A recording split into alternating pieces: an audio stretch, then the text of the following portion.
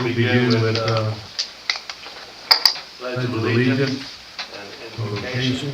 Any volunteers out there for the invocation? Thank you, Richard. Pledge of allegiance to the flag of the United States of America and to the republic which stands, one nation under God, indivisible, with liberty and justice for all. Lord God and Father, in your presence at this evening's council meeting, we pray for your wisdom and insight. We pray, Lord, that you bless our nation, our state, our town, and surrounding areas, that we may all prosper. And we do thank you, Lord, in your holy name. Amen. Thank you.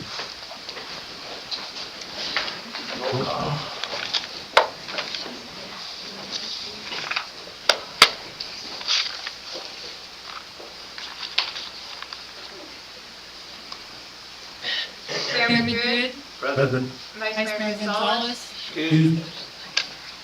Councilmember Medina, Present. Councilmember Remote, Excused. Councilmember Ryman, Excused. Councilmember Stosh, Present. and Councilmember Stewart. Here. We have one. Thank you.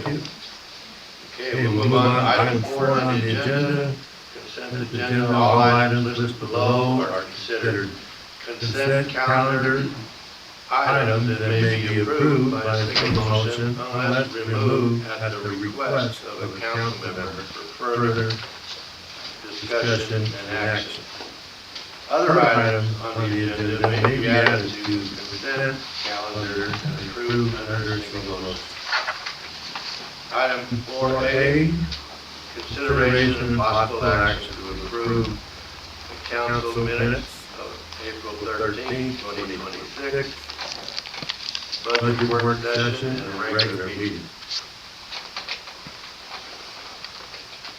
Item 4B, consideration and possible action to approve the town of Miami payroll for April 12, 2026 in the amount of $99,126.58. Item 4C, consideration and possible action to approve National Police Week, May 10th through the 16th, 2026 proclamation. And I want to take time to read. That's a very important proclamation. To recognize National Police Week 2026 and to honor the service and sacrifice of those law enforcement officers killed in the line of duty while protecting other communities and safeguarding our democracy.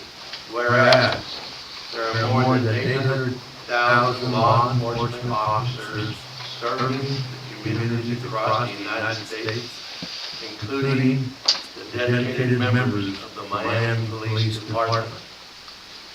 Whereas some of the first recorded death since the first recorded death in 1786, more than 24,775 law enforcement officers in the United States have made the ultimate sacrifice and been killed in the line of duty. Whereas the names of these dedicated public servants are engraved on the walls of the National Law Enforcement Officers Memorial in Washington, D.C. Whereas the National Law Enforcement Officers Memorial Fund was formally announced that there are 363 names of U.S. law enforcement officers who have died in the line of duty and will be added to the National Law Enforcement Officers Memorial in 2023. Whereas the service and sacrifice of all officers killed in the line of duty will be honored during the National Law Enforcement Officers Memorial Fund's 38th Candlelight Vigil on the evening of May 13, 2026. Whereas the candlelight vigil is part of the National Police Week, which will be observed this year, May 10th through 16th, 2026.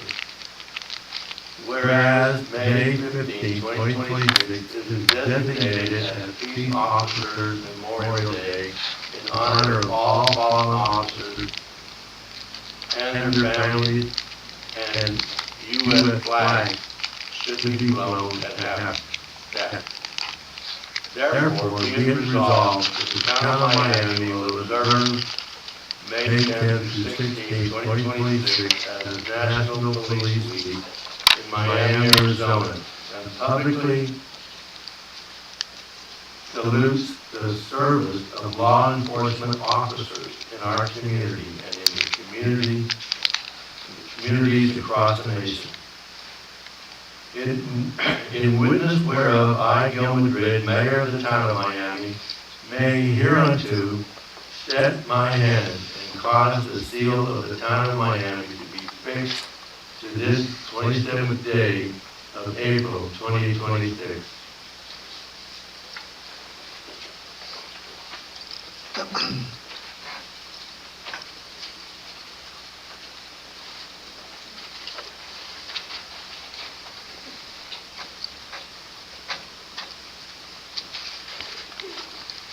Moving on to 4D, consideration and possible action to approve the 57th Annual Municipal Clerks Week Proclamation. I'll read that one as well. Okay, 57th Annual Municipal Clerks Week Proclamation. Whereas the Office of the Professional Municipal Clerk, a time-honored and vital part of local government, exists throughout the world. And whereas the Office of Professional Municipal Clerk is the oldest among public servants, and whereas the Office of the Professional Municipal Clerk provides the professional link between the citizens, the local governing bodies, and agencies of government at other levels. And whereas professional municipal clerks have pledged to be ever mindful of their neutrality and impartiality, rendering equal service to all. Whereas the professional municipal clerk serves as an information center on functions of local government and community. Whereas professional municipal clerks continually strive to improve the administration of the affairs of the Office of the Professional Municipal Clerk through participation in education, programs, seminars, workshops, and the annual meeting of their state, provincial, county, and international professional organizations. Whereas it is most appropriate that we recognize the accomplishment of the Office of Professional Municipal Clerk. Now, therefore, I, Gil Madrid, Mayor of the town of Miami, do recognize the week of May 3rd through May 9th as Professional Municipal Clerks Week, and further extend appreciation to our professional municipal clerk, Karen Norris, and to all professional municipal clerks for the vital services they perform and the exemplary dedication to the communities they represent. Mayor, Yes. I'd like to make a motion to approve consent agenda items 4A, B, C, and D as stated. Second? Okay. Councilman Sash made a motion to approve all items 4A through D. Councilman Stewart seconded. All in favor say aye. Aye. All opposed nay. The ayes have it. All right, we'll go on to number 5 on the agenda. Committee reports and general demands. Consideration and possible action to approve the general demands for April 3rd, 2026 through April 16th, 2026 to the amount of $119,980.27.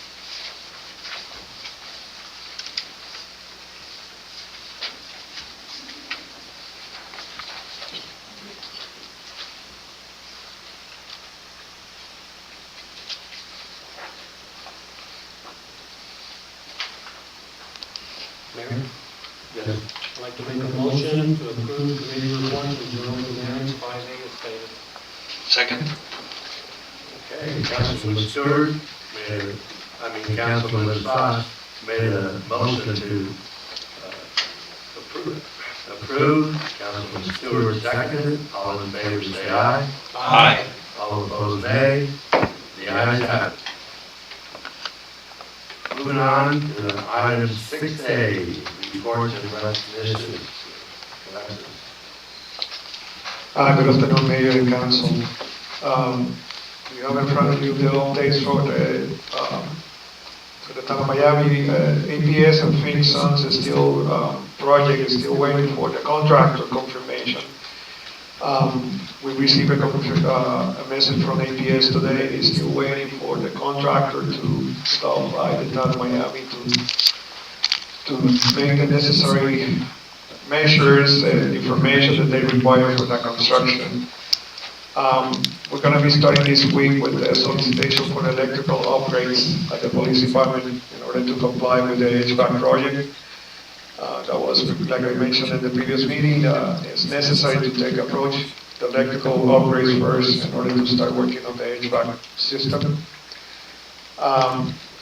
We are working on the job description for the economy developer position. We want to create some other support elements like grant, strategic directions in other areas, and policy development. We want to create a policy position that can support the town manager in some areas.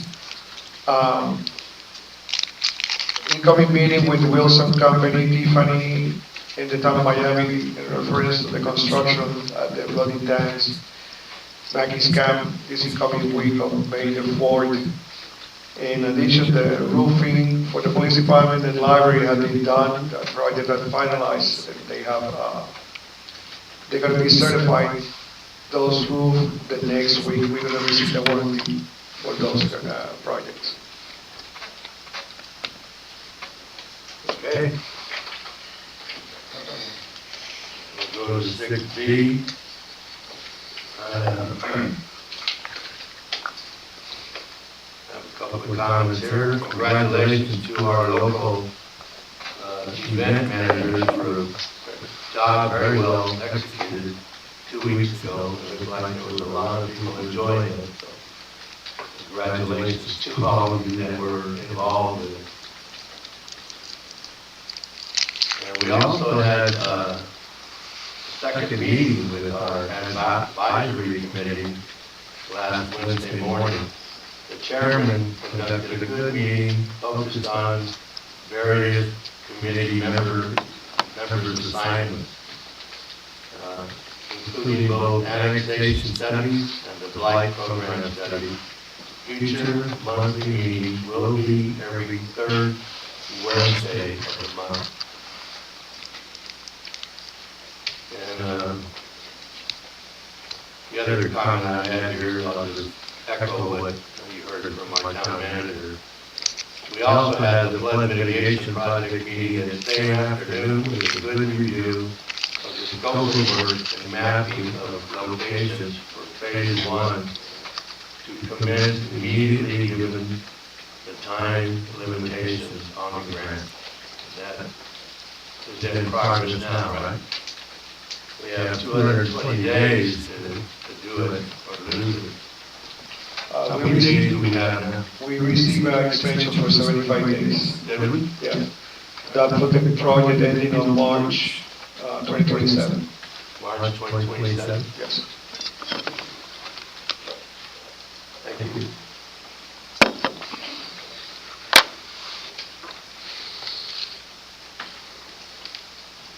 Okay. Item 4B. Mayor, excuse me, you have a councilman. Yeah, I wasn't. Go ahead, Councilman. Oh my goodness. I have one at home. Anyway, I did want to say something. Anyway. Got some criticism concerning the waste of time with my history report. And I want to get it through to those individuals that are unhappy with my history report, that I'm trying to bring interest to this town. As I keep reminding everybody that we have nothing in this town. No bank, no medical facilities, kind of grocery store, fast food, fast stop, and excellent restaurant. Excellent restaurants. But what I do is a lot of traveling, and I market this town, and I take some of these historical reports with me, and I get my hair cut down in Gold Canyon, where I visit with some of the people there and report to them what a fantastic historical town this is. Lots of history here. But most importantly, like they say, if you don't listen to past events, you're going to repeat them. And the many years that I spent in this council, in this town, I've seen the same cycle over and over again. Some individuals out of town, in town, are unhappy with whatever, and they really make it hard on a council. This is one of the better councils I've been on, as a matter of fact. We haven't been attacked like I have experienced in other councils in the past. And like I said a while back, it got to the point one time where Bill Taylor, a famous radio announcer locally, tagged us as the Miami Clown Council. And he had the Miami Clown Council reported every so often. I don't know if some of you guys remember that or not, the old timers here. But anyway, it took a while for us to let that dissolve away. But anyway, the point I'm trying to make is that I will continue my historical reports. In particular, like I keep bringing up, bloody tanks. That took some hard decisions to make, trying to get that clarified. The actual name is supposed to be the Pinole Treaty Massacre. It's documented in the history records. And the tank, the name came from the legend that the creek ran blood red. The interesting part is that where this Pinole Treaty happened, there wasn't a running creek at that time, which makes it even more interesting.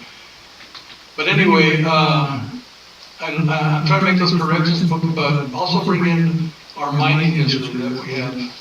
We have a lot of mining history, and like I said, I'm trying to encourage people to come visit this town, because who knows, maybe the right person is going to see the value of this town and say, hey, I can bring my business here.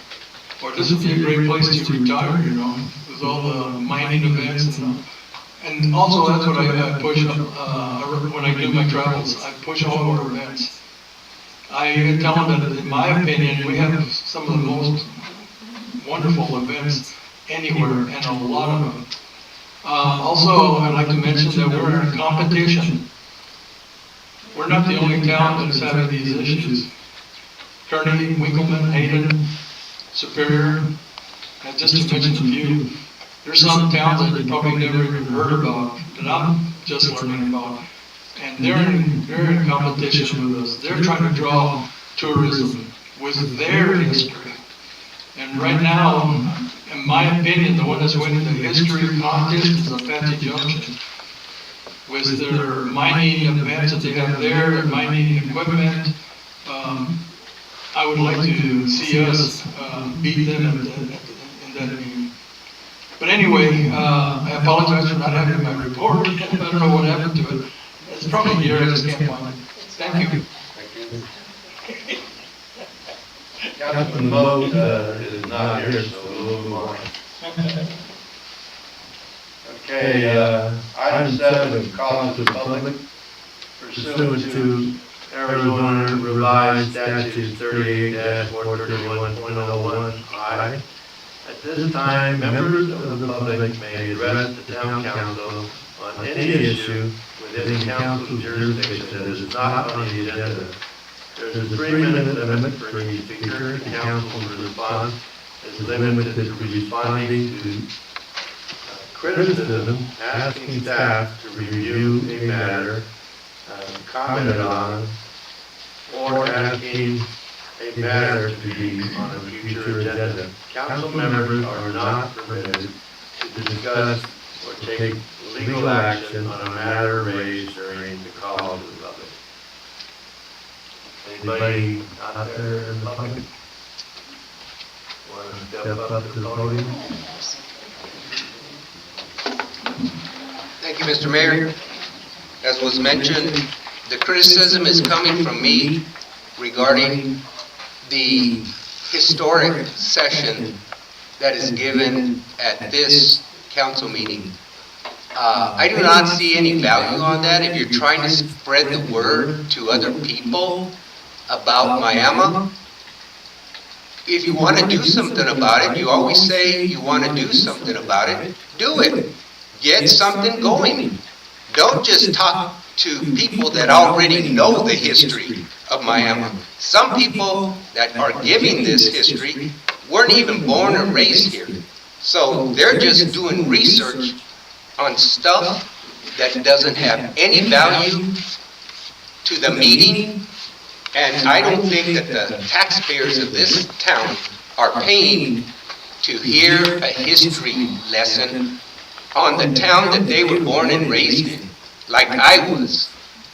It serves no value. People don't want to hear it.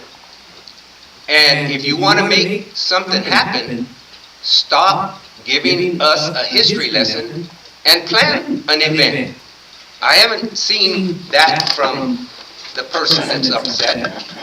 I haven't seen that. They say, I would like to see something happen. They couldn't even handle the event that they were in charge of. We had to take it over our class and make it something eventful. Not just a local thing, we made it a county thing. So if you want something to be done, do it. Don't just talk about it, but history isn't going to bring those people here to hear a history lesson. It doesn't do any good. And it's a waste of time and a waste of taxpayer money. And I would wish that that would cease immediately. Thank you.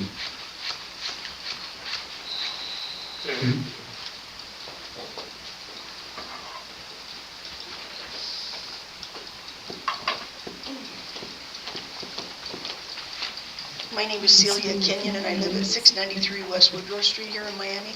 Whatever happened to the parking lot? Sorry. Whatever happened to the parking lot plan to repave that for the senior center? I haven't heard of it. Yeah, I haven't heard. Cannot respond to the call of the public. I can't answer Oh, you questions. can't answer that? Okay. So it's Maybe we can put it on the agenda for an update on that? Just so we know what's going on with it, if that's okay? Is that all right? Okay. Thank you. Go ahead.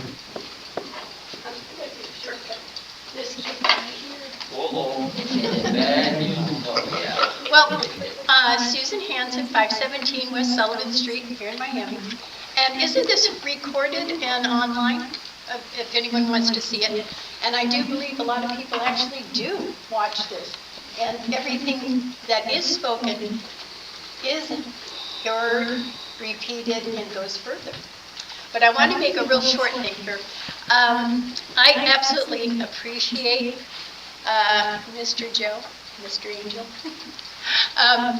that maybe you're not out there creating an event, but you support every one of them. And he actually really does. He's there, he helps. Yeah, he's just it's just that alone when you know you can always talk to someone and say, hey, I need this from you. What's your view on it? What do you think the rest of the council would go for? The other thing is about 24 years ago, I came up here from Phoenix and drove quickly through Miami down the highway and went straight to Globe and lived there for a year. But came over here to Wiles El Rey because that's where you want to be. And afterwards, we walked down the town. And there wasn't really anything going on. I think the Julie's was still that little bar that you could just go in and get a beer, because we actually went over there and got a beer. And there wasn't anything else, and then maybe Tri-City or a furniture, not Tri-City, a furniture place. Anyway, that was it. Everything else was closed up. And we just thought, God, this is cute. And we didn't think about it. We're from Phoenix anyway. But we didn't know history or anything.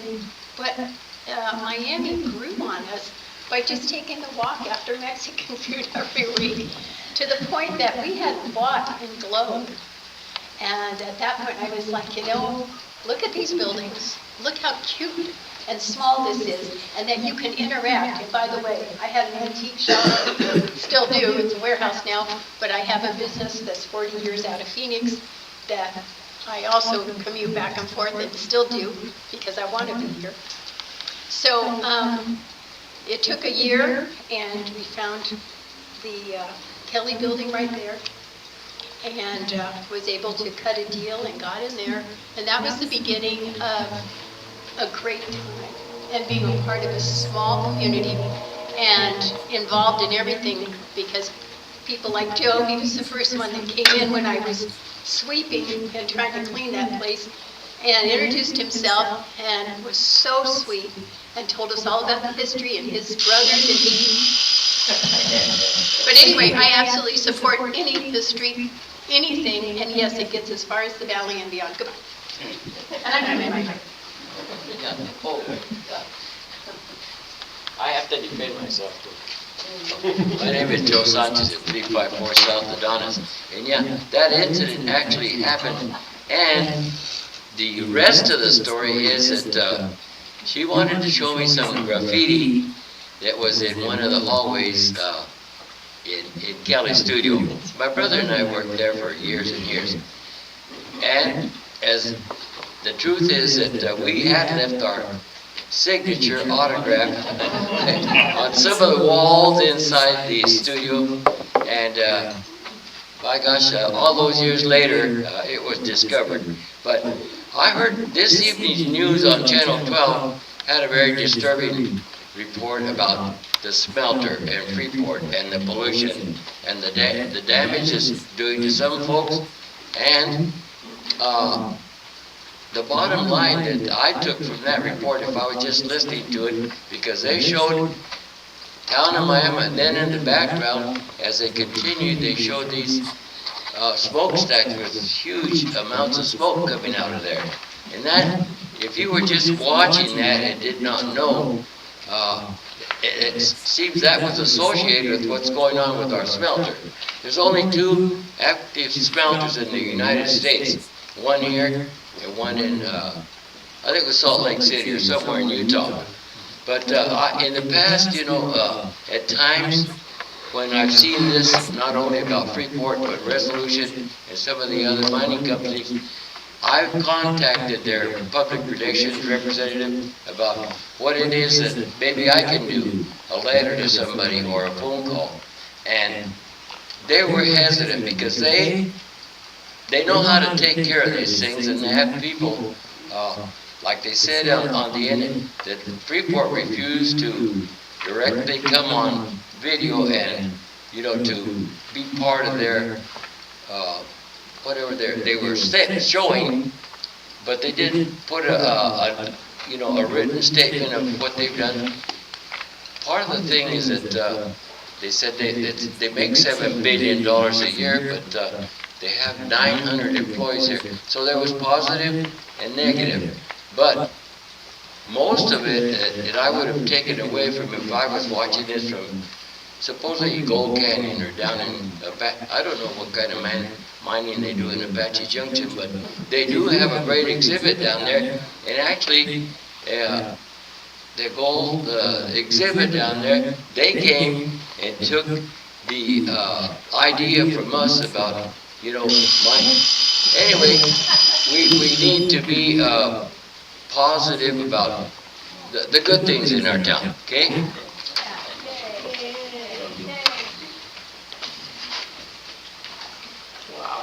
Anybody else?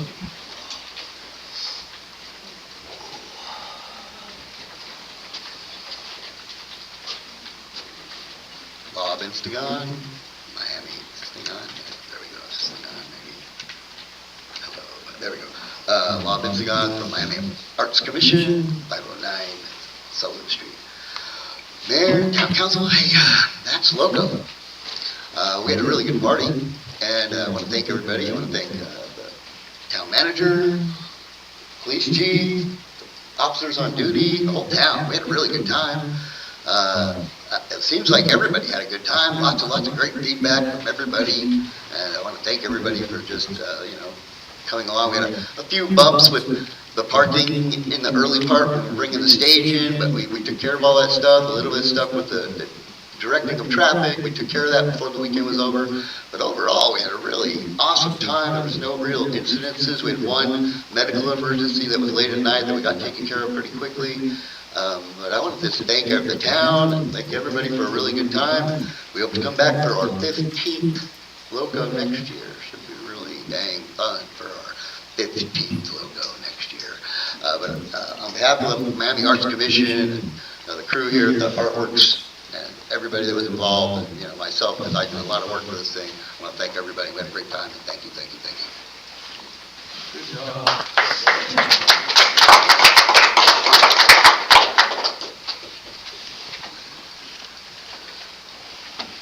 Got one more. Good evening, Mayor and Council. I'm Doug Berry, 512 West Sullivan Street, right here in beautiful downtown Miami, Arizona. I just love to say that. I'm going to keep saying it. It is. I love this place, man. I fell in love with this town. It really, really is. It is beautiful. You guys, I know I tend to talk about the same thing. I care about our cops a lot, and I'm going to talk about that again this evening. I'm actually really concerned. And over the past couple of weeks, I've been trying to kind of mull over how to address this. And here's the thing, just to be as whatever equitous as possible. There are some folks who think we would be okay without our police, that we could call for the sheriff in case of an emergency, that, some more cameras around town or whatever, we'd be all right. Unfortunately, I get the opinion that sentiment is held under the roof here. Not everybody, but I have to address you guys all as a unified body. What I'm afraid of, and I've been looking at the situation for a while, it looks like we're micromanaging the police to the point where it looks like it's intended to cause them so much frustration and so much static that you're hoping that at least a couple of them will leave. And then we can shut down the police department, even for just a minute. We'll say, hey, it's just temporary because we're low on staff or something. And then what that sets us up for is you lock the door, and then all of a sudden, when we talk about reopening the police department, then we go, oh, the building's not up to code, oh, we can't put people back in there for this reason, for that reason, we need to put it back to Senators Kelly and Gallegos to do this and to do that. Meanwhile, we're saving all that money and putting it on something else. And I'm afraid that's what's going on. I don't think the people of Miami want that. I don't want that. But I feel like that's kind of a motion that's happening. sort of underhanded way.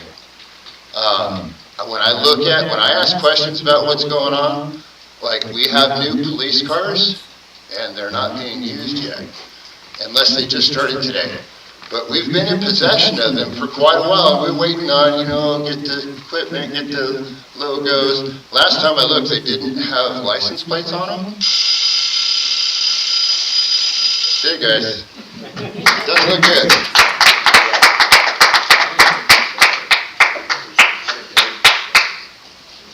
Pretty sure that's the end of call of the public, right? We'll move on. Item 8, unfinished business is not there. Item 9, new business. Start with 9A. Information, discussion, and possible action, consideration, and possible approval of Amendment 2-22-157-27 to the agreement between the Town of Miami and Arizona Department of Corrections, Rehabilitation, and Reentry, ADCRR. Thank you, Mayor and Council. Like you mentioned, in front of you, you have the amendment number 2 regarding to the services provided by the Department of Corrections and the Town of Miami. This amendment is regarding to the previous cost per trustees of $50.15 per hour to $1.50 per hour. We are requesting approval of this contract.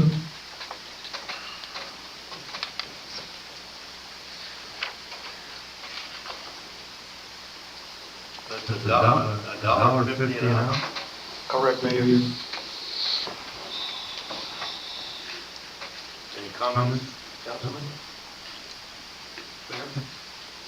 I'd like to make a motion of approval of amendment number 2-22-157-27 to the agreement between the Town of Miami and Arizona Department of Correction, Rehabilitation, and Reentry, ADCRR. Second. Councilman Saj moved to approve. Item 9A, Councilman Stewart seconded. All in favor say aye. Aye. All opposed nay. The ayes have it. Thank you. 9B, information, discussion, and possible action, consideration, and possible approval of the Miami Mile High Car Show, Saturday, September the 5th, 2026, on East Sullivan Street from Miami Avenue to Keystone, from 7 a.m. to 2 p.m. Susan Hanson. Do you want my address again? 517 West Sullivan Street? Got that one. Okay, so this is in joint, the next agenda item also coordinates with this, but we're asking to be a partner with the Town of Miami to present our first annual Mile High Car Show, Miami Mile High Car Show, and it'll coordinate with the Fiesta. And we wanted this to be on the east end of Sullivan Street, and then we'll flow into the Fiesta downtown now here. And we'll be coordinating, if you let us, with the shopkeepers and make sure that all the groups that want to be involved will be involved, whether it's the car show or the Fiesta, that we want everything coordinated so everyone can have their shop busy and not have it barricaded or whatever. But we're mainly doing the car show to help us pay for the Fiesta. We've been able to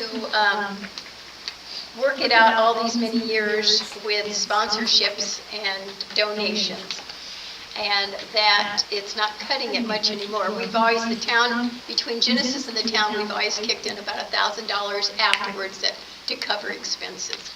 But that isn't cutting it anymore either. So we need to make some of our own funds besides the sponsorships and the donations, so that we can keep this going and make it, bigger and better.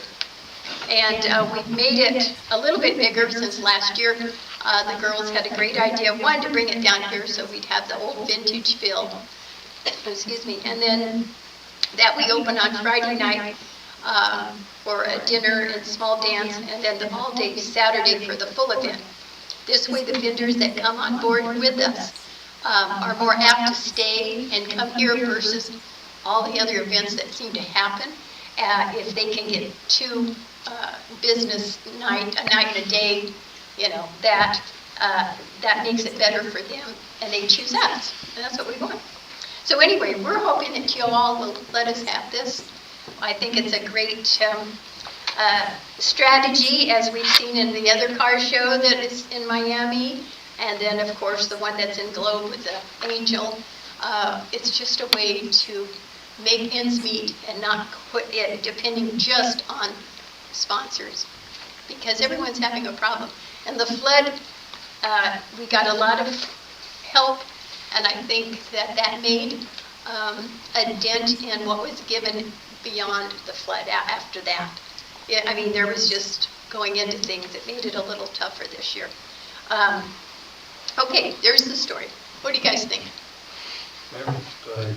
Susan, I only got one question. Is the preliminary you have listed on here going to be a good contact for people? Yeah, we will, but we're going to have, we're going to be also on Facebook and have one of those, snap your, those little code things. What are those? That's it. That will bring it right to the page. That'll have everything on it that they can apply through that, get all the information, and we're going to try to make it super easy. Okay. And that we're partnering with the town. We'll have information at the town like we always do for the Fiesta too, that people can go in or get information from front desk. Okay. Yeah.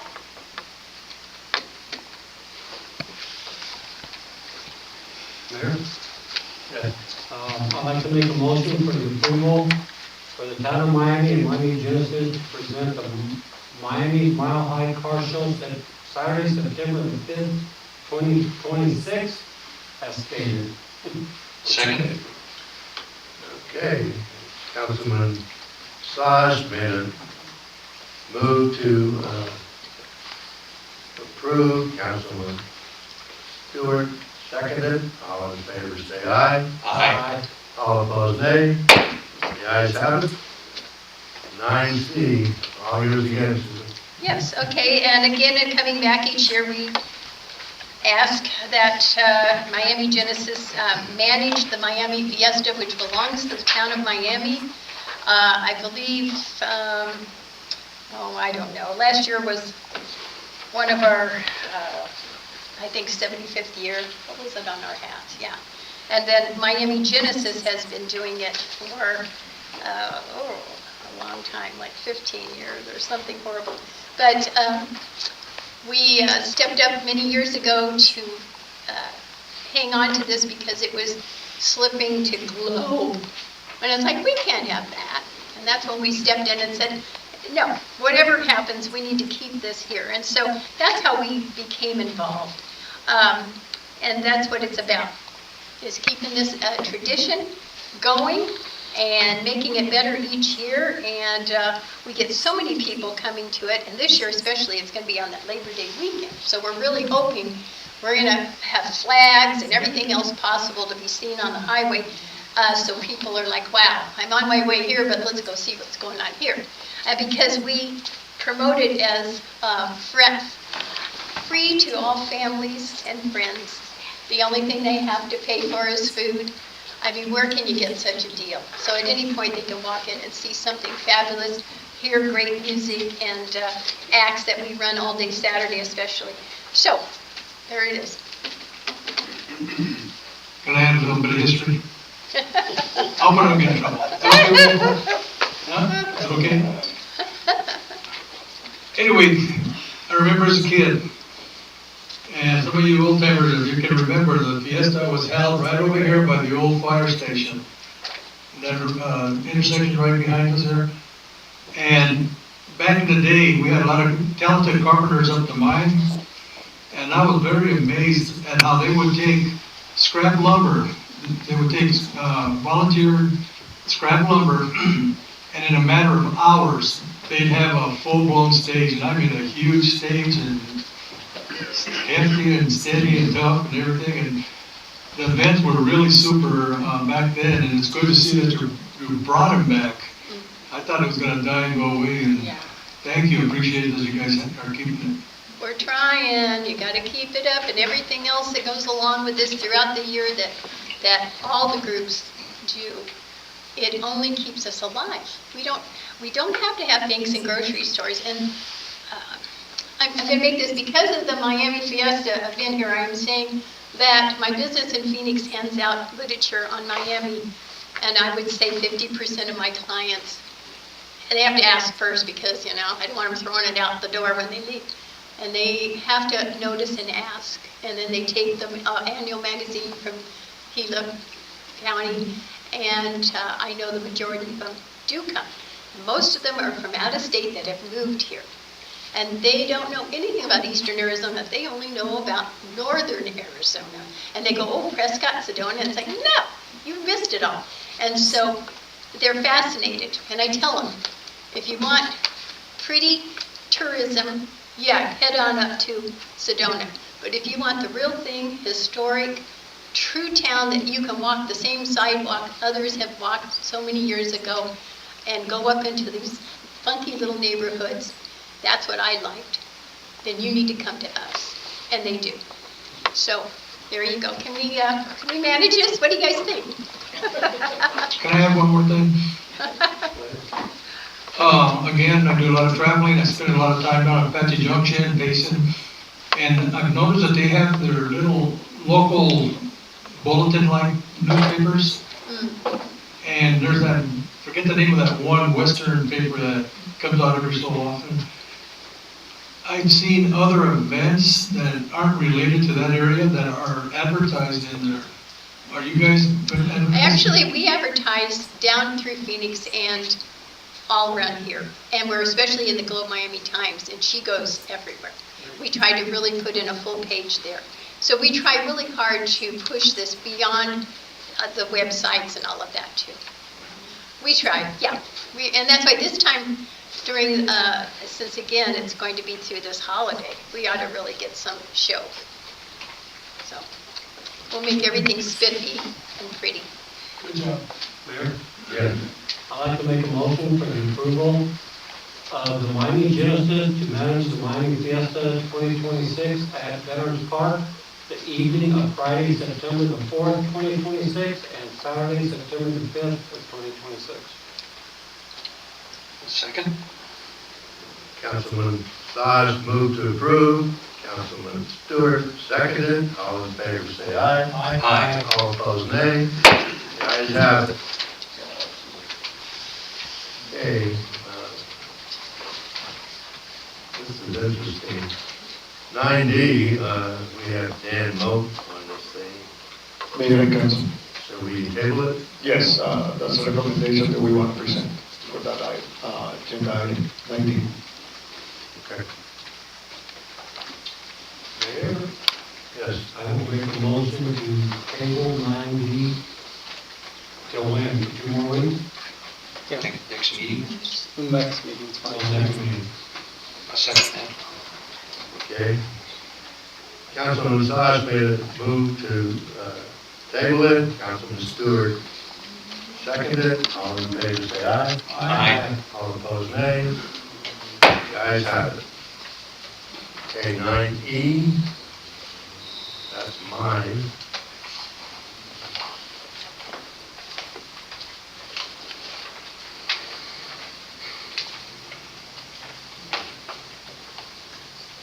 I want to take a few minutes here to really try to get all of you to understand we have some serious concerns. You heard part of it just a little bit ago about our police situation, and this is adding to it. Councilman, our town is on the brink of losing our police officers. They have spent another year without the installation of an HVAC system before record-breaking summer heat arrives. We are very aware that our police department suffered through last year's horrendously hot summer that began early spring and lasted right into the fall months of 2025.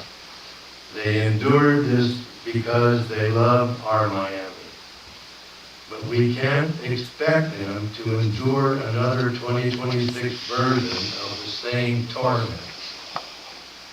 Therefore, we must go forward with the purchase and installation of the HVAC system to be completed no later than the month of May. The notion that we must secure a grant before the installation can begin is not true. The cost of an HVAC system is going to be in the range of $15,000 to $20,000 and can be easily covered by our contingency account.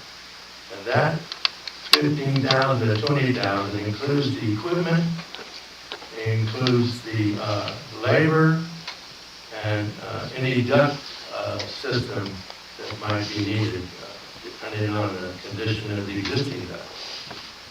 In terms of the schedule to install that HVAC system, it's 1 or 2 weeks. If we don't have a lot of duct work to do, it's going to be 1 week. They can throw it up there in a few days. Really, just give it a week. And suffice it to say that we do not have to wait for HVAC, the electrical system that you heard about earlier tonight, to be completed. Both can be worked on concurrently. We don't have to wait. The electrical work can be done alongside the mechanical work. If we do not go forward with this approach immediately and our policemen decide to give up on Miami,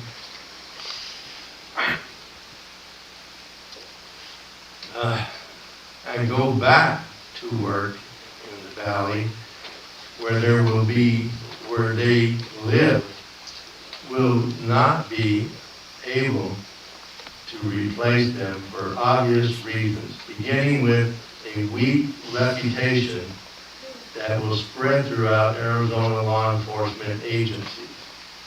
And no one will want to come to Miami to work here after hearing those issues.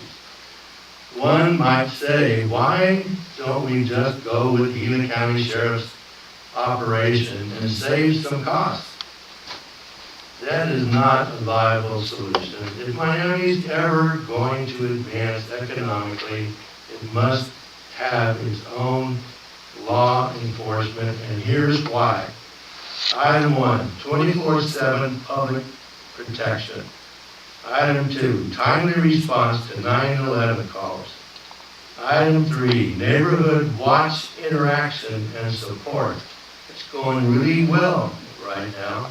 You would have heard a lot more about it tonight if Councilman Mullen had been here. Item 4, legal drug enforcement.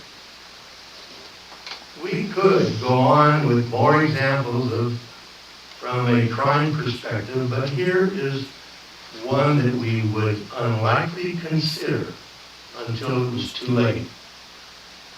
Item 5 is this one. The devastation of our ability to go forward with new housing development opportunities via unanticipated and unintended elimination of any economic growth for our town. It is obvious and easily understood that no angel investors, venture capitalists, and private individuals would consider investing in a lawless town. And in terms of grant pursuits, any meaningful grants will be severely impacted in the lawless municipality. And I want the council to vote on, are we going to speed this HVAC system up so that town police have a good, comfortable place to stay. They come up here from the valley, they sleep overnight. They need to have a place that they have earned the hard way. So I will move to vote on this item. We need to, we can do it. It's not can we do it. The equipment's out there, the money's there, we can get it done. And I want the councilman to go with me here, so I will move to approve this.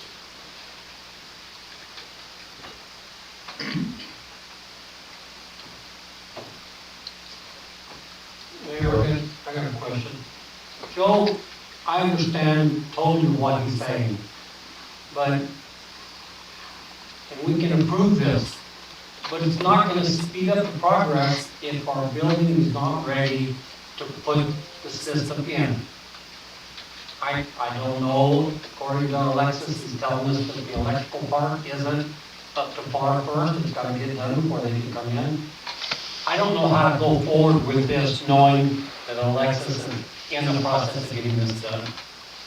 I'm kind of lost, I really am.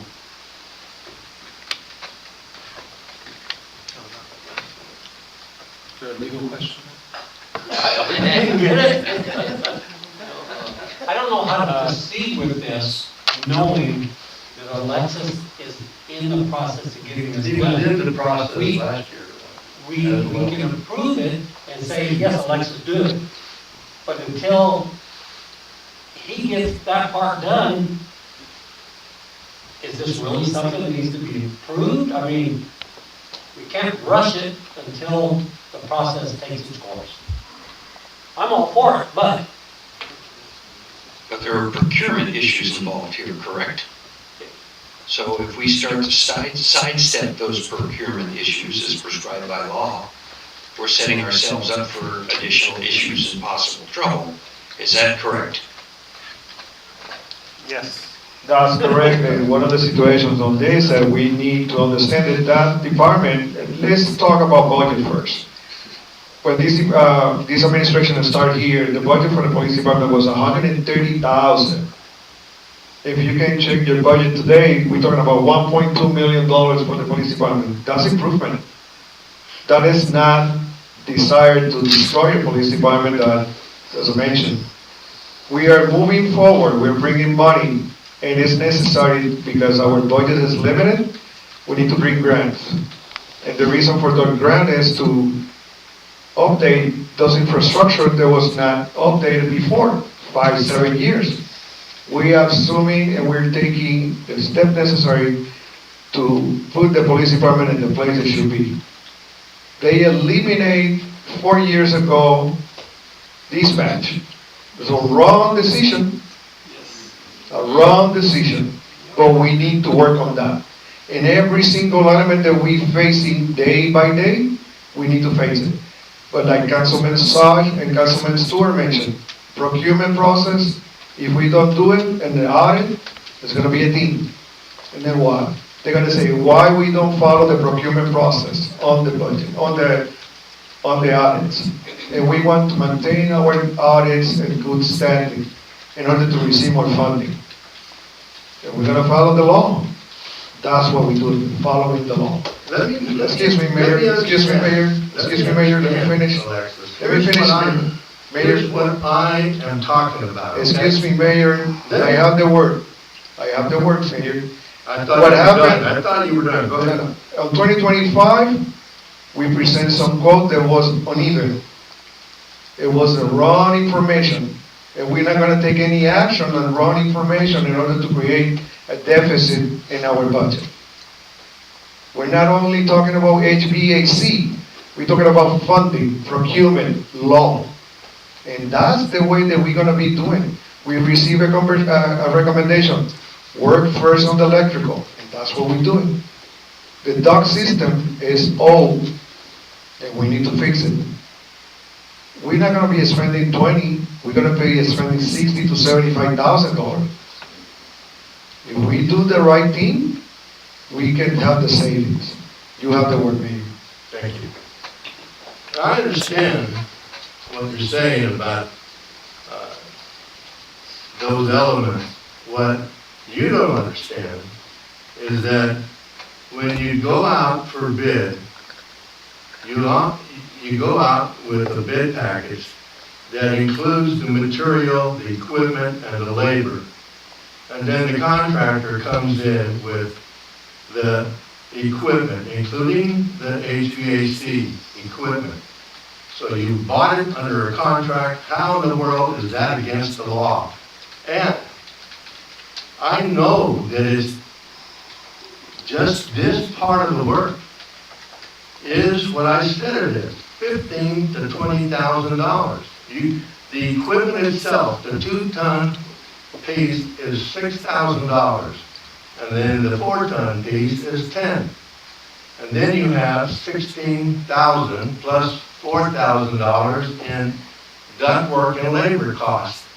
And it's not a big project. I'm not saying we're not going to do the whole building in May. I'm saying let's give them a HVAC system so they're not out there in June, July, and August, September, and we're still screwing around like we did last year. We have to get this done. I don't want to put Miami in that position where we are looked at like we're clowns forever. Give me a break. I have 50 stinking years of construction and engineering. I know what I'm talking about, Alexis. And I can't understand why people can't see that. I tried my darndest to get it clear to you guys. Now, if we're not going to approve it up here at the council, there's not a darn thing I can do about it. Doug, go ahead. Thank you, Mayor. The one thing I wanted to clarify is the procurement procedures and law, which are being referenced, are all in context of moving forward this with grant money. Because we're allowed to spend our own money on whatever we want to. But the procedures that we have to go through are all of, and there's a lot. I mean, you've got to really line things up properly to use grant money. That's what we're looking at. You said one thing, we want to spend out of our own general fund, and what you got was answers pertinent to using grant funds. So let's be clear, guys. We don't need them. Mayor, if I could be clear, there are still procurement rules and laws that have to be followed regardless of the source of the funds. Whether they're general funds, grant funds, there are procurement codes that are in the town code and procurement laws that are in state statute that have to be followed to comply. How hard is that? I'm not. How hard is it to use your money that you have on standby for emergencies like this one? I don't want to see our police burning up again. How hard is this to do? Can we do it in a day or two? Can we read the code and figure out what we're going to do and call and get the governor's approval, whatever it takes? The governor can't override state Don't statute. do what we did last year again, Joe.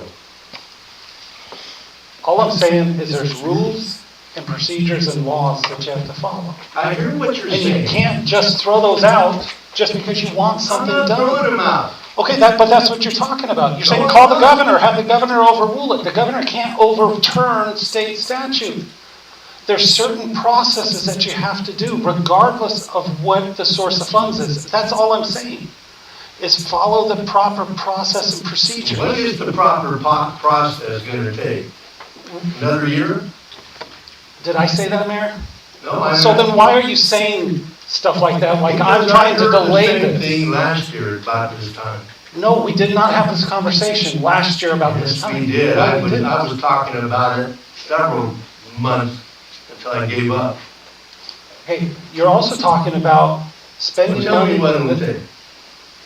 Do you want to go into executive session? I can give you legal advice. No, I want. Because I'm not going to give legal advice in an open meeting. It's on the agenda. Okay, that's legal advice. If you want legal advice, I can give you legal advice. We do that in an executive session. Mr. Mayor?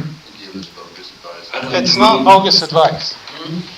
I would like to move. You're the attorney, We're not done yet. so go ahead. I Okay. didn't answer you.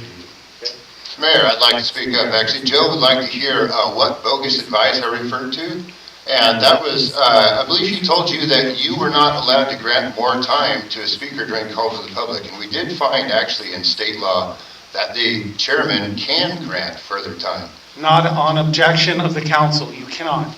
So there you go. But if you want, you can have your local legal counsel handle the meeting. I mean, I don't know what you want from me, Mayor. I'm not saying you can't do something, I'm just saying you gotta follow the rules to do it. Okay, how do we follow the rules and get it done in the month of May? How do we do that, Joe? How do we save our town? How do we save our police? Son of a gun, this is nuts. We have to take care of our people. I'm not saying you don't. I'm saying there's, just like the officers have to follow certain rules and laws when they do their traffic stops or when they arrest somebody. If they don't, there's consequences, right? So we have rules, we have laws, we have procurement requirements. So if you don't follow those, then you have consequences. You guys can do whatever you want. There are consequences if you don't follow the rules and laws. I cannot for the life of me visualize how a simple little thing like putting in a couple of air conditioning units at the police station requires all this law.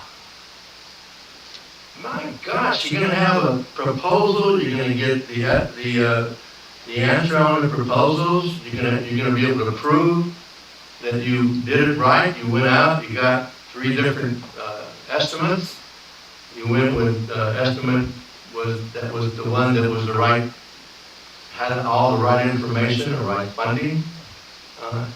And how can that be against the law? You have a contractor that's licensed in this state, installing it. You're gonna have a contractor who's licensed to install it regardless of the process. You have to, that's part of the law as well. So typically, when you go out to bid on something that's gonna cost you over $20,000, you have to do an RFP. In order to do an RFP, you have to draft it. The RFP has to provide details to the contractors as to all the specifications. You have to have design drawings. You have to have all the information that the contractor's gonna need to be able to bid on that project. And it has to be fair, so everybody who bids on it knows what's gonna happen. You can't just provide information to one person or information to another person. There's a minimum time frame for an RFP that has to be published. Then when the RFP responses come back, they have to be evaluated. And then that evaluation has to be brought back to council for council to make a decision on who to award a contract to. And then you have to enter into a contract. There is a process to it. There are other ways to try to, that you can shorten that time frame. But those are the basic requirements for doing a procurement under government law. Well, what about if it's not over 20,000?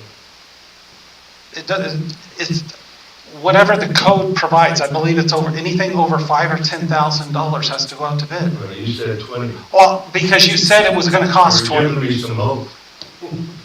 You said it was gonna cost 20, so I was using your numbers. You said it was gonna cost $20,000 to do this project.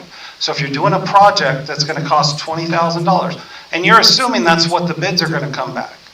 I can tell you, we've had issues before where we thought we could redo the pool for $150,000, and the bids came back at over $500,000.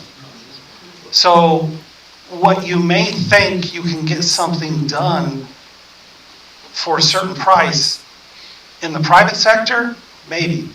I can tell you for the town of Quartzsite, all they wanted to do was remodel the senior center kitchen, move a couple walls, upgrade some electrical, install new flooring and drains. This didn't even include the equipment, didn't include this the hood, didn't include the range, didn't include any of the equipment. They had $220,000 in CBDG funds for it.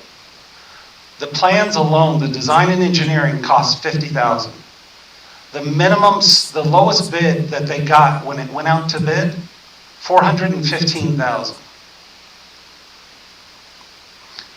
The city of San Luis just went out to bid for a wastewater treatment plant that they had budgeted $30 million for. Minimum bid came back, $42 million.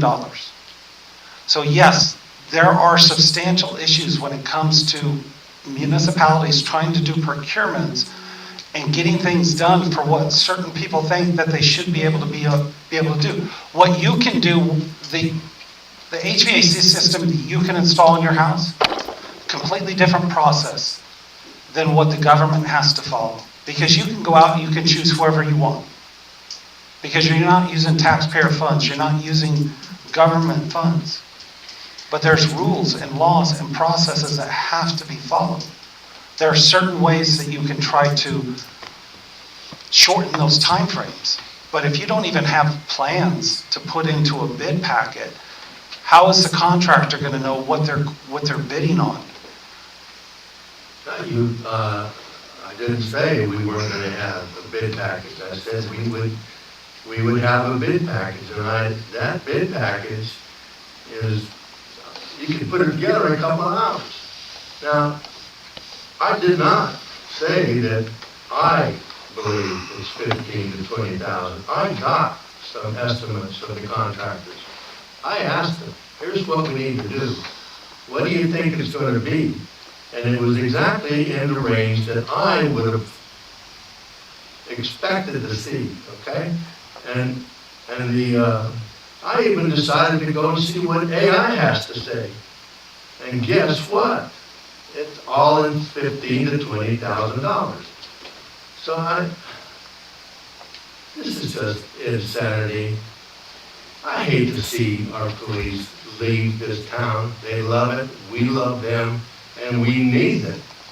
And we need to move this town in a way that is going to prosper, not die. You're not going to find a bigger proponent of the police department than me. I prosecute, I work with police departments throughout the state. Yes, police departments are very important. But the officers also understand that following the law is very important. So there's processes and procedures that have to be done. And that's not to say that you can't take a vote and start that process. That's not to say, but realistically, are you going to be able to have this project done by the end of May when you don't even have a bid package and you've got a minimum of 15 days that a bid has to be out on the market? So the package for this, any contractor with any sense at all could put it together in half a day. Yeah. So that they know where all the ductwork is. They know what the size of the ducts are. They know what the electrical panels are. They know what the plans and specifications are.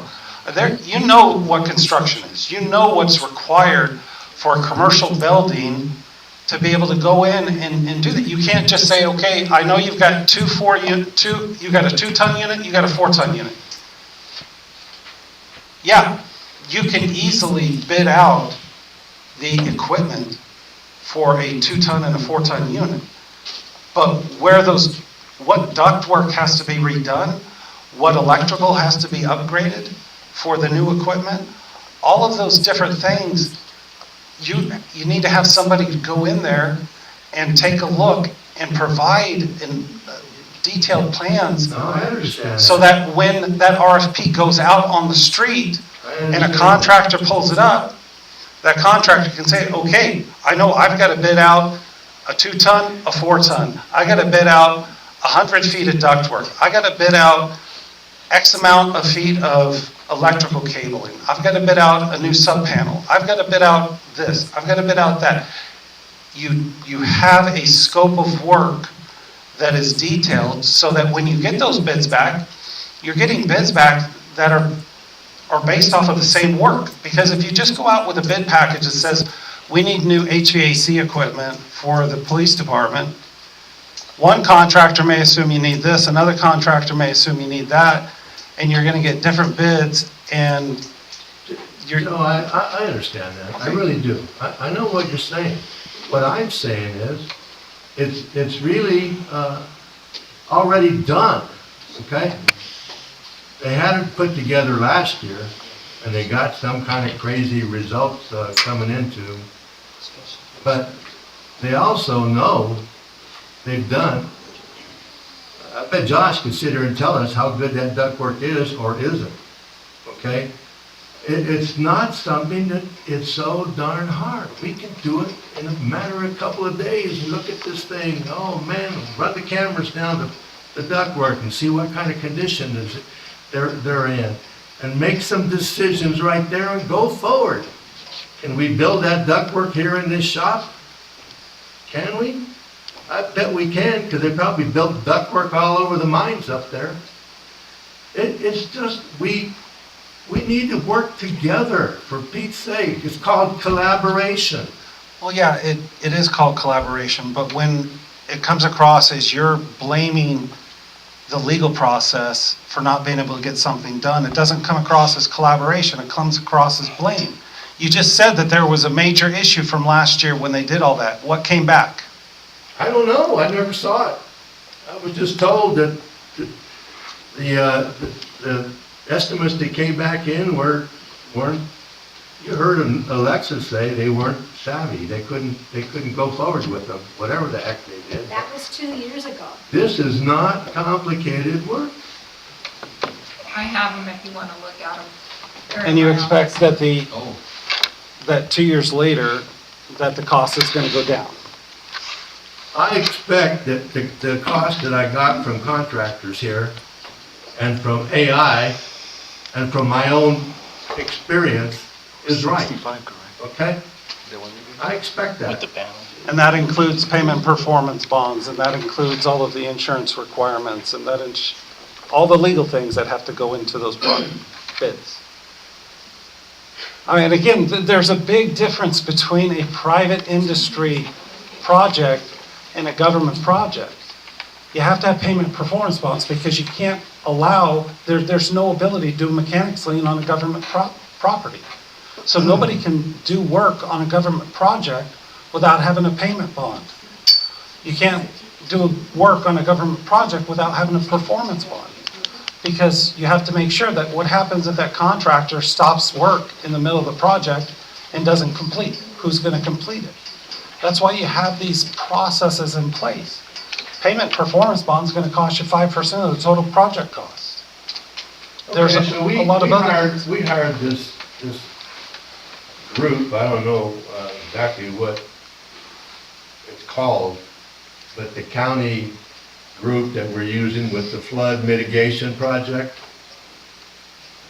all we had to say was, let's work together, because all the law stuff is in there, so we don't have to fight it. No, we didn't say let's work together. There are detailed contracts in place. They were based off of cooperative purchase contracts. So the contract language and the requirements are all there. They're all in place. Why can't we do it? If it's all there, let's use them. Because they're not an HVAC contractor. They didn't bid out their cooperative purchase contract for HVAC work. If you can find a contractor that did, if you can find a cooperative purchase contract that's specific for HVAC work, then yes, you can look at using that. But you still have to have a scope of work to be able to provide. And again, if this was looked at 2 years ago and the bids came back at $60,000 or $70,000, I don't understand why you think that 2 years later that you're going to be able to get it done for $20,000. Because I just talked to the contractors here, that's why I say it, and it Okay, but you fits can't with just. my experience, and it fits with AI. Come on. You can talk to as many contractors as you want, but you can only accept the bids that come in that meet the bid requirements. So you can talk to a contractor all day long, but if they don't bid out and if they don't do government work, you're not going to be able to get the work done for what they say should be able to get it done. And if you had this project bid out and looked at 2 years ago, and that was the result, I'm just saying, what kind of rates have we seen with increases over the last 2 years? So I'm not saying that you're not going to be able to get the project done. I'm just saying that what you're saying, that there are serious questions with regard to being able to get this project done for $15,000 to $20,000 if 2 years ago it was bid out and the bids came back at 60.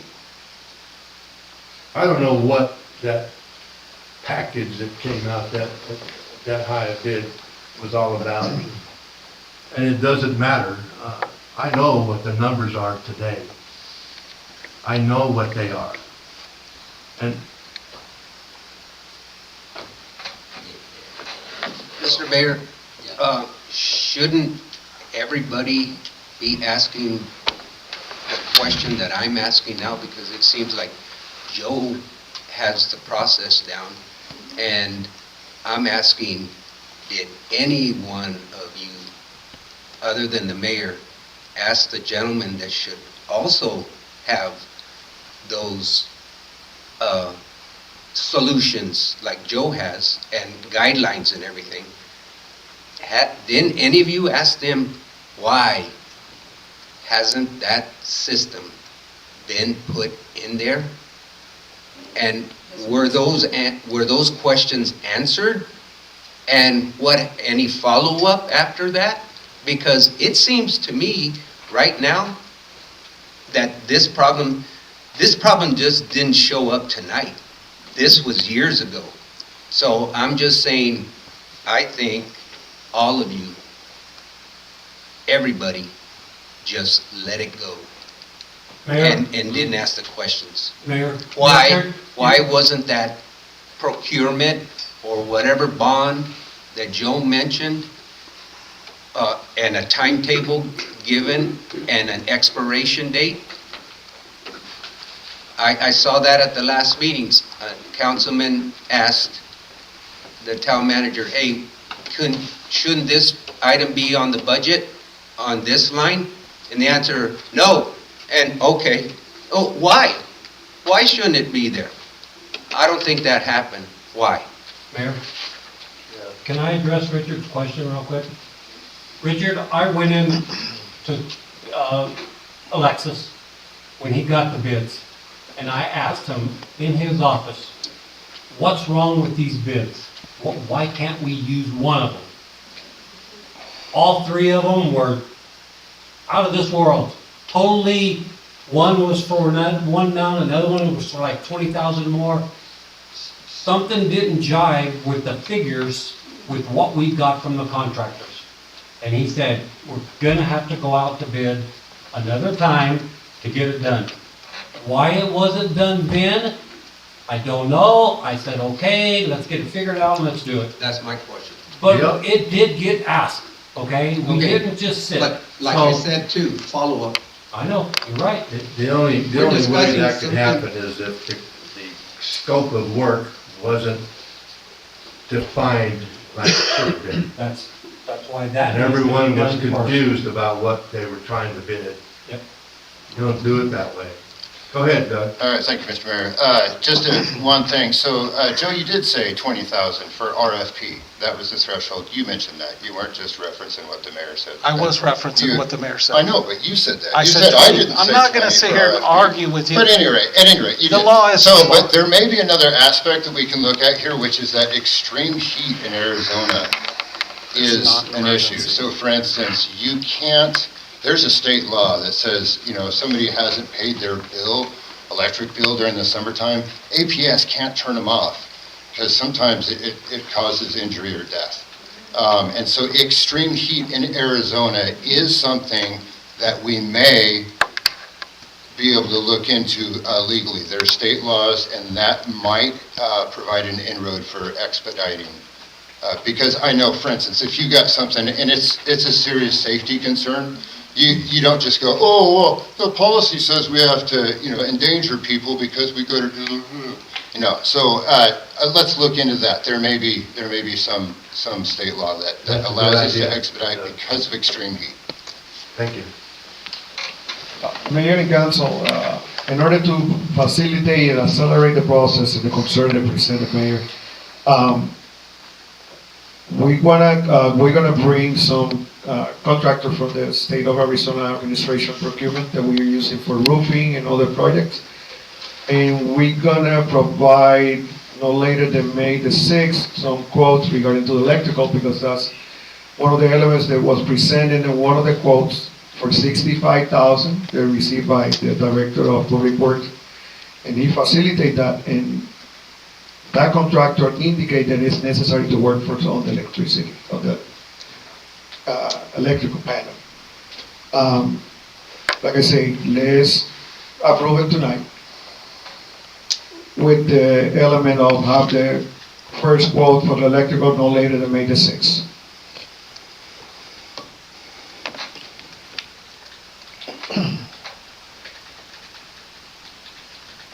So Mayor, you made a motion, I'll second it. Wait.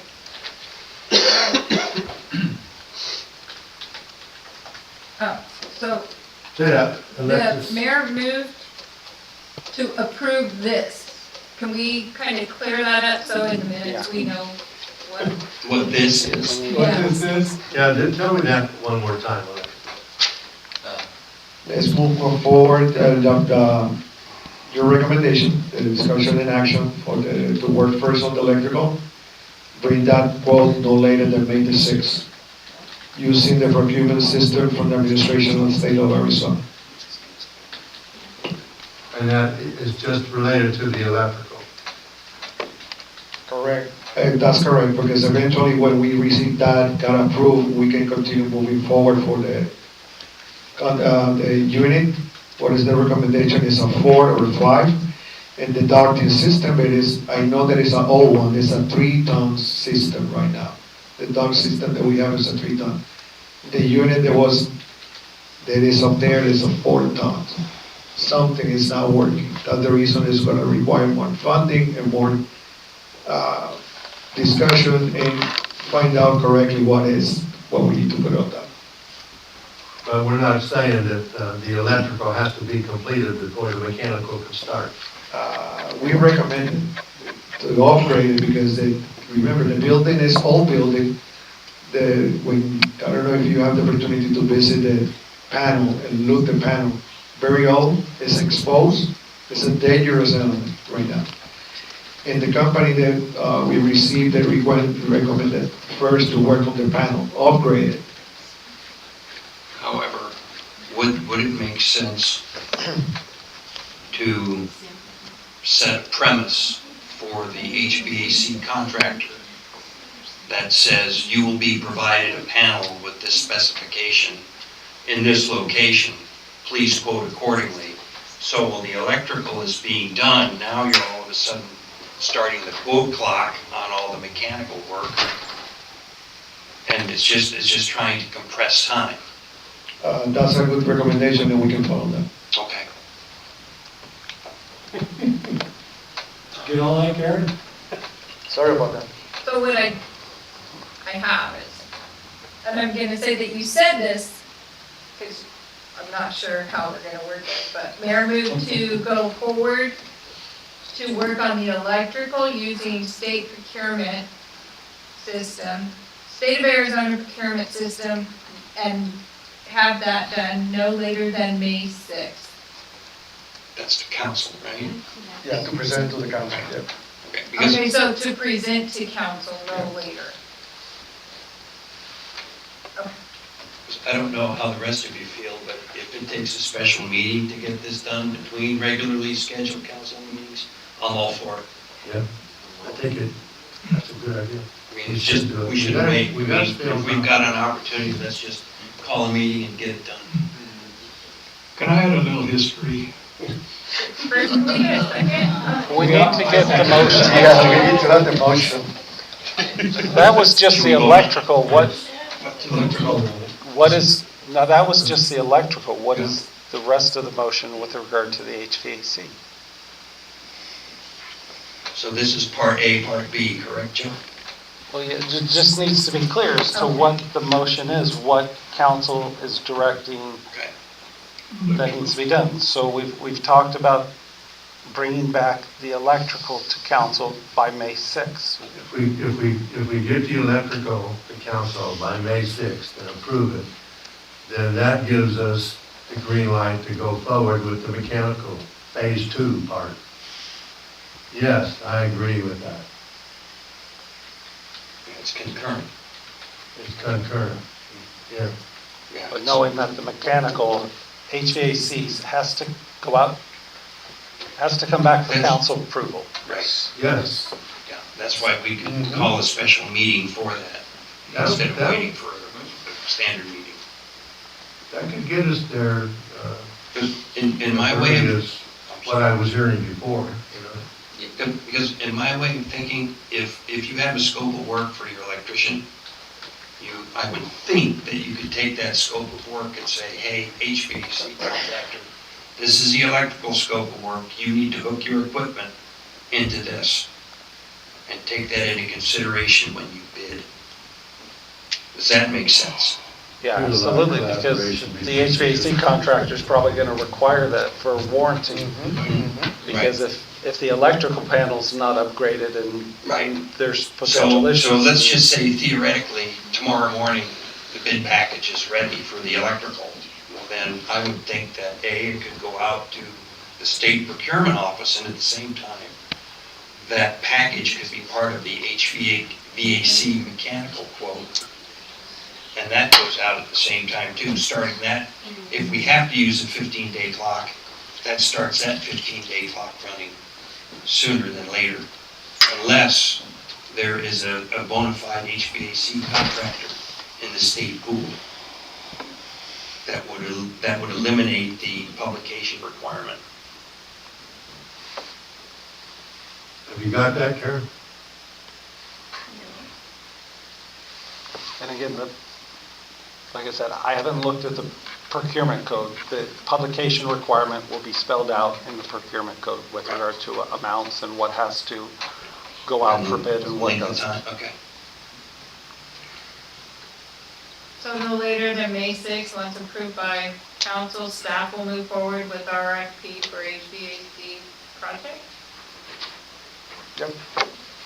So Joe, would our electrical cost, since it's for the HVAC, have to be considered for the HVAC cost too? No, those are separate, those are separate Okay. scopes of work. To The me, the that would electrical be- has to be upgraded regardless of whether you're gonna, So that would be a building upgrade, because it's going to affect the entire facility. Okay. So they're in two different buckets, if you will. but like I said, if you can find an HVAC contractor who's on a cooperative purchase agreement, then you can avoid that whole process altogether. Got that, Alexis? We can do it. We have a motion on the floor And a second. and a second Kind of has a mystery. after we vote. Okay. Motion to approve the approach that we just mentioned. The electrical, the electrical engineering, I guess we call it, we receive it by May the 6th, and we go from there with going forward with our mechanical pursuit to get it ready to start shortly after that. So we have concurrent working teams, one electrical, one mechanical. I know that's a lot to digest, Karen. If you want to take a stab at it, I'll look at it. I seconded it. You second it? I did. Okay, Councilman Cross, seconded. Yep. All in favor, say aye. Aye. Opposed, nay. Ayes have it. Go ahead. Thank you, sir. Little bit of history. This issue goes way back. And we had an administration some time ago, was a manager, in my opinion, that was trying to see this town go under. That manager was trying to get rid of the pool. I fought him personally on that issue. I was on the radio, and luckily a lot of people responded to that radio program. He got upset with me over that. And then him and our police chief at the time sold the consul a bill of goods about we needed to get rid of that dispatch. And they could not sell it on me. So they had a demonstration over at the big radio station, I call it, dispatch, for the sheriff department. And very impressive, it was like a spaceship. And I was impressed, but I told them, what this consul is doing is selling the identity of this town. They're sending it down the drain because a lot of people didn't want to see that dispatch office closed because it was 24-hour manned, and a lot of times people would walk in there with concerns that weren't really that big of a deal but still needed addressing. And a lot of issues were taken care of right there at that dispatch office. There was, in my opinion, there was no reason to close it other than the fact that that consul got sold a bill of goods.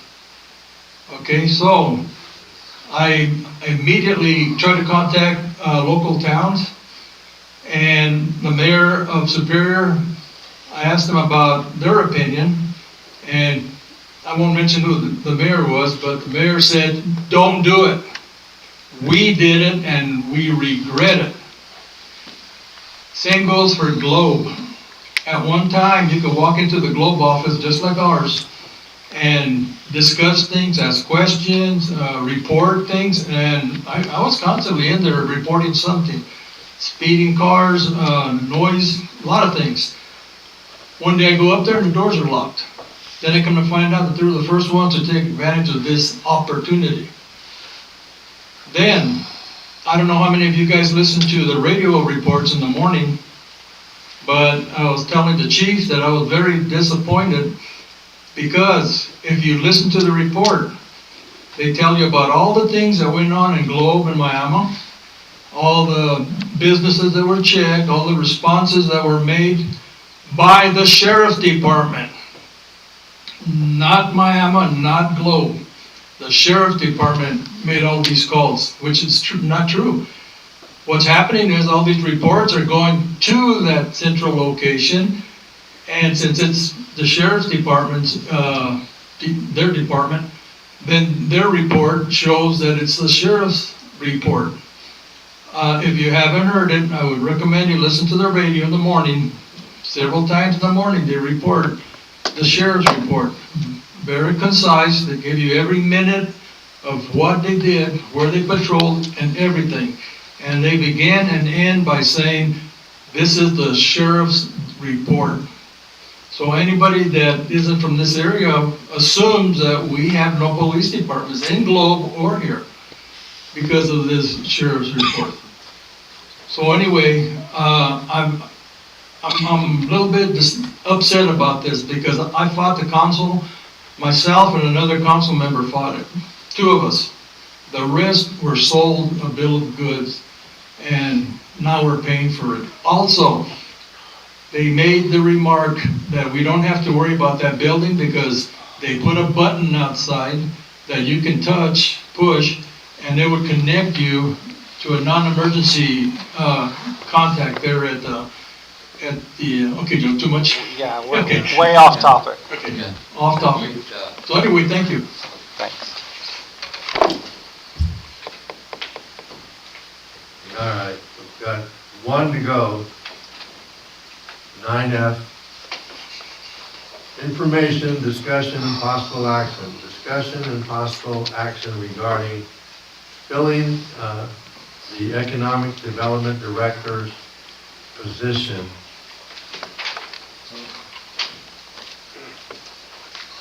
It has been well over a month and a half since our former director announced that she was retiring at the end of March. The town of Miami has yet to post an opening for this position. There is no doubt that we must proceed immediately with filing this extremely important position, especially given the current kickoff of our advisory committee, coupled with the news that Resolution Copper is now moving forward in their copper mining at our full capacity, opening up the hiring of 3,000 employees. As previously stated during the budget meeting, not only do we need to fill this position, we also have to seek a well-experienced grant manager, one that is working full-time in pursuit of extremely important grants in a timely manner. And along with that grant manager, we need to hire the 2 lobbyists, and we talked about this earlier, as discussed in our budget meeting. Filing these 2 positions will result in more revenue, not more cost. And that's been confirmed by our mayor in Globe, our mayor in Superior on the lobbyists. But we need to get moving with the hiring of our replacement for Evelyn.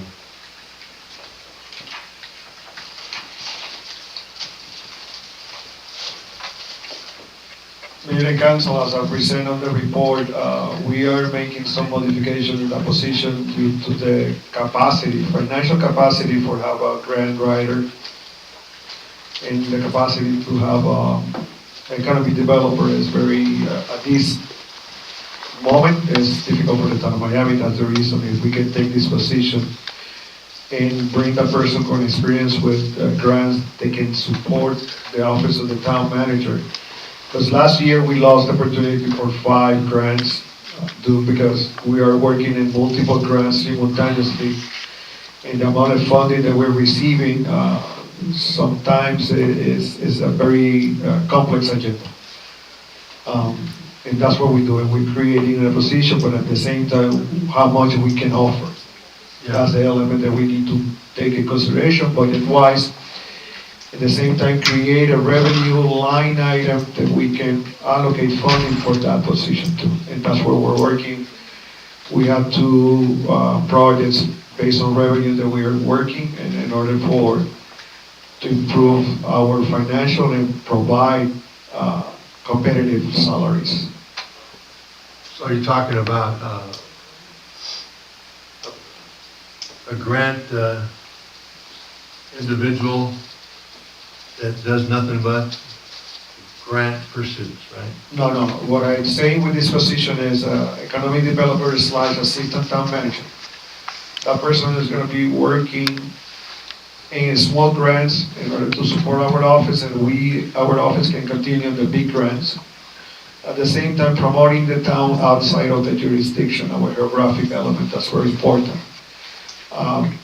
Promoting on the east side of the metropolitan area, Florence, College, promoting that town and other elements. Plus, working with the stakeholders of the region and the state.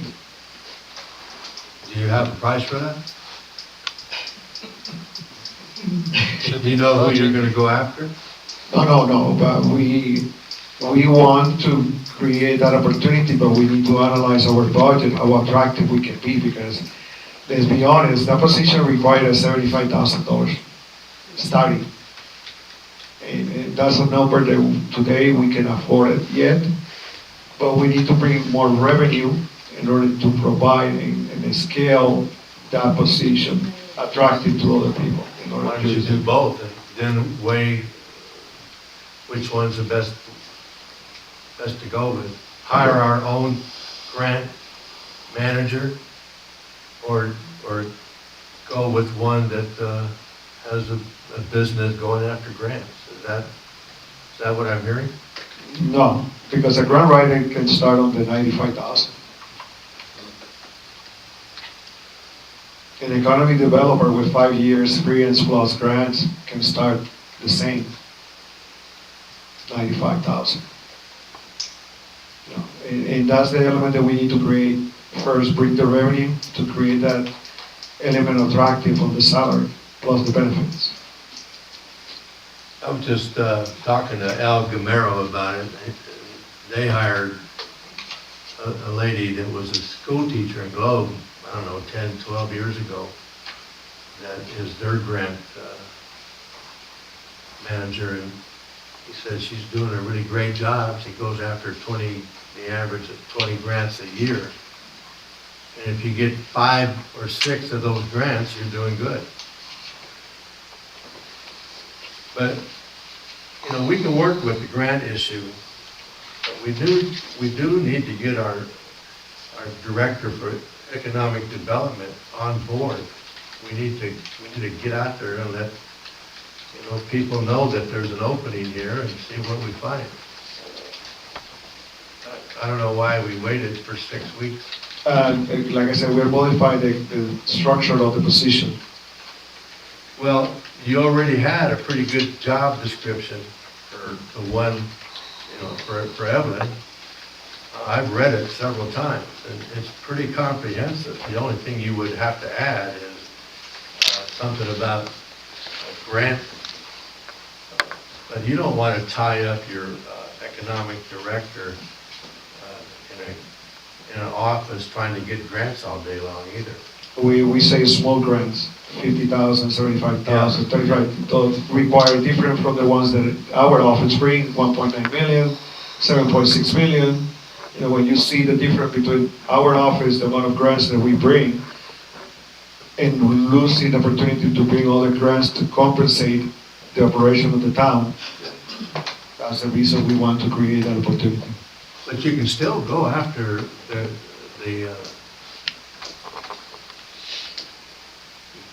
the replacement for Evelyn. You don't have to wait on anything. Do you? Yes, the mayor and council need to approve the modification we're doing for that position. When will that be ready? We anticipate the next 10 days. So next meeting? Yes.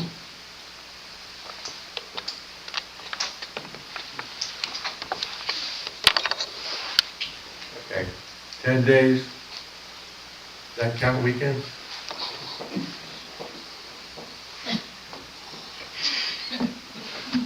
How long did we have to wait for a chief of police? It took months and months and months, from the last chief of police to Mr. Hernandez. We hope it doesn't take that long. Well, if we get it next week and we get it out there, we're already halfway through this. I'd like to make a motion to adjourn in the executive session. Second. That's our next. Okay.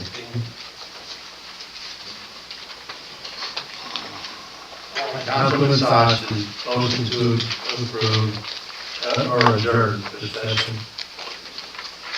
And Councilman Stewart, seconded. I think everyone's ready to go home anyway.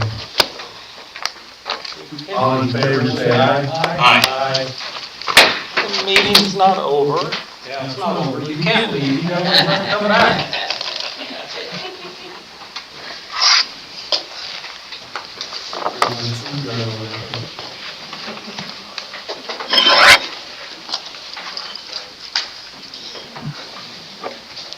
You need to get your HVAC license now. Me? Yeah. Shit.